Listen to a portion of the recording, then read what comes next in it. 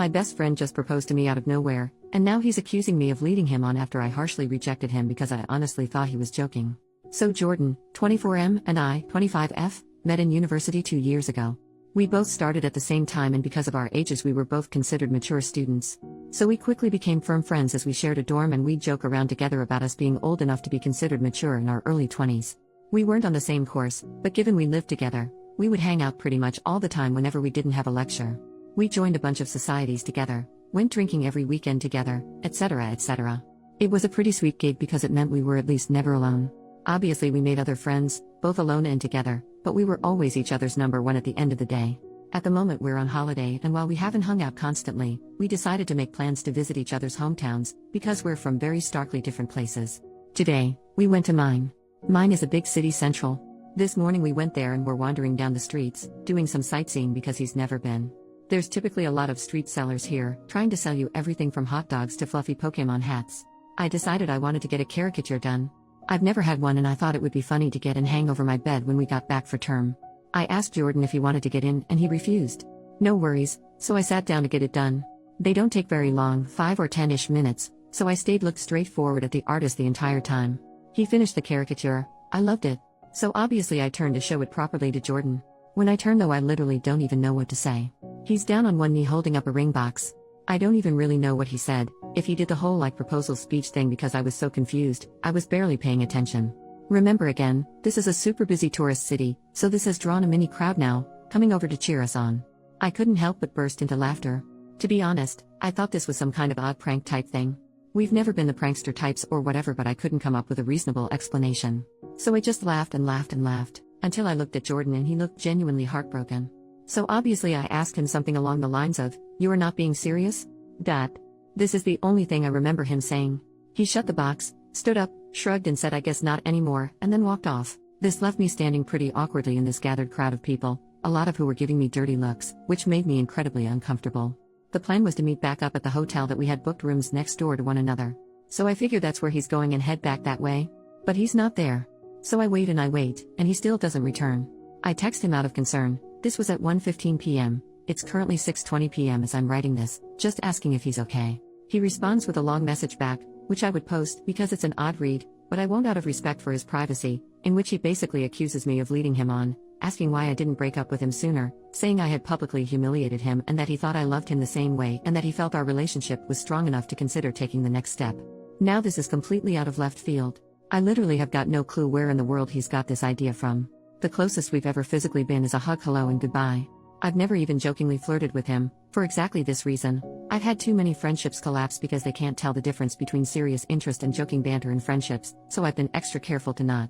We've never kissed, never been on a date, never be intimate. I do not find him physically attractive and I wouldn't want to be in a relationship with him. I don't understand where on earth he's got this idea that we are. This isn't something he's ever brought up before this, and I'm genuinely bewildered. He hasn't returned to the hotel yet. I periodically knock to check, and I've been listening out for him walking up the hallway or anything. Nothing. I haven't responded to his long paragraph because honestly, I don't know how to.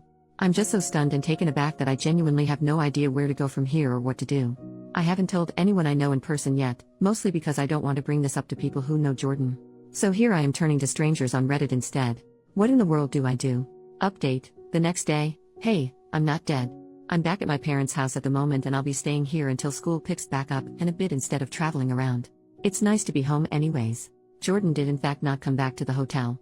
I stayed up until 1 a.m. before falling asleep and he didn't return. When I woke up the next day, the hotel staff let me know he had checked himself out at about 6 a.m. I did end up responding to his big long text. I took everyone's advice and told him that I was sorry it didn't go as he had expected, but that I wasn't sure where he got the impression we were together.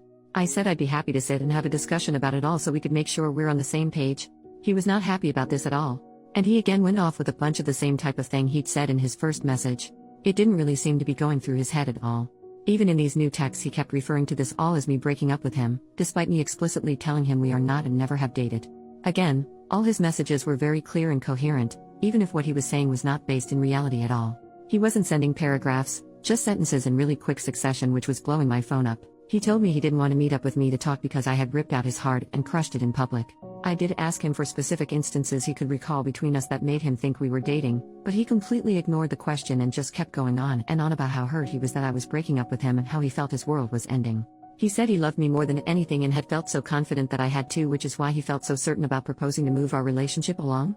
Eventually, to be honest, I grew pretty tired of the conversation and stopped responding, because it was just going around and around in circles. Me asking where he got this idea, him ignoring this and telling me how hurt he is I'm breaking up with him over this, etc. etc. He went on and on saying he thought it would be a ring I like, because it was my favorite gem, ruby, instead of diamond. It's got me wondering how much he actually spent on this damn thing. I didn't look very clearly at the ring, so I couldn't tell if it was something super expensive or not, and that he had been working up the courage to do so for a while and figured doing it when I was at home would make it more special. For a while, he was just talking to himself in my texts, because I wasn't responding anymore. When I checked back about 20 minutes later, I had something like 60 messages from him.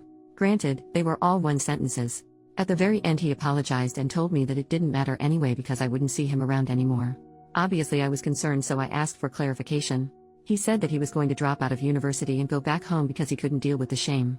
That's where our conversation ended. I didn't really know what to respond to that. As it stands now, I don't really know where Jordan is. I didn't ask him, which is my bad. I'm not sure if or when we will talk again. I'm sorry, this is quite a boring update. Unfortunately, I can't excite everyone with a whole and then he turned up at my door, and then he sent me flowers, or whatever. It feels a lot is unanswered. I still don't know where he got the idea we were dating from. He hasn't explained that. So I'm sorry I can't give everyone that answer. I haven't reached out to his family yet.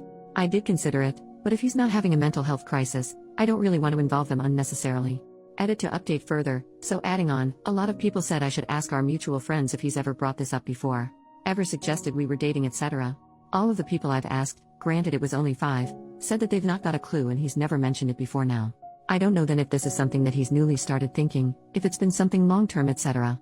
Either way, in addition I've also screenshotted all of his texts, etc., just in case. Reading back on them not with a slightly less confused mindset, they read pretty manic. Still haven't heard back from his mum just yet. Second update, hey, it's me again. Still doing okay and hoping this will be the last update I need to make. Granted, I thought the last one would be the last. I did say I wasn't going to make another update unless something significant happened. That's why it's been a week, so I'm sorry for the silence. Following my update post, Jordan's mum did message me back on Facebook that same day. We had a chat for a little while. She's a really nice lady.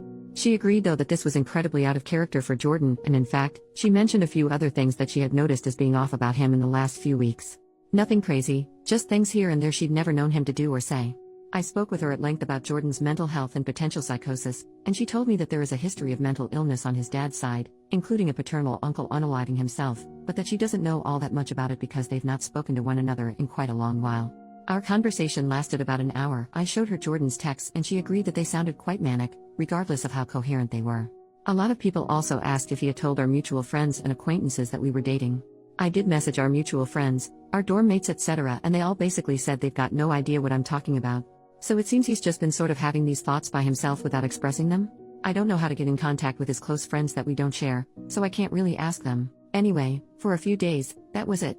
Until yesterday evening anyway, which is where the big and positive depending on how you see it update comes. I got word from Jordan's mum that he had been detained under Section 136 by the police.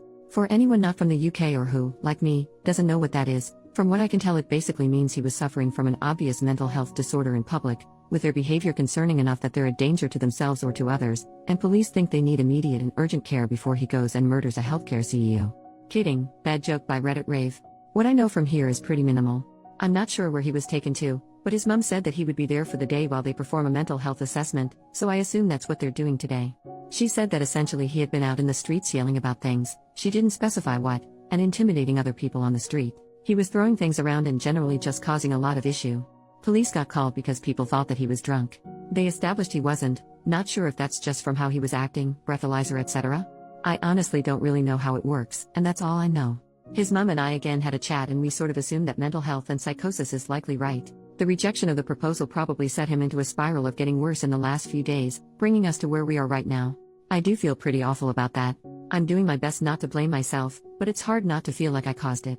Either way, he is currently with police and mental health professionals, etc., likely being assessed. I don't know how the system works, so I'm not sure what will happen beyond this point. If someone with more knowledge wants to chime in, please do. I'm hopeful though that this will mean Jordan will be able to get some help for whatever it is he is currently dealing with. My hope is therefore I won't need to update again, and this can end here. I have yet to speak to the university about the situation just yet. Not really sure how or if I should approach that, so I'm leaving it be for now. This has been a whole lot of emotions, and I really appreciate the help of everyone on my last 2 posts. Again, I won't update again now unless something major happens, but I highly doubt I will learn much more. If he gets diagnosed with anything, I'll see if I can find out what from his mom and I'll add it as a small update to this post, though some form of psychosis is definitely looking most likely. I don't want to bother her while they're struggling with this though, so we will see. Thanks again everyone, and thanks for following along. It's been really reassuring to have this support and people with way more understanding than I have to help me.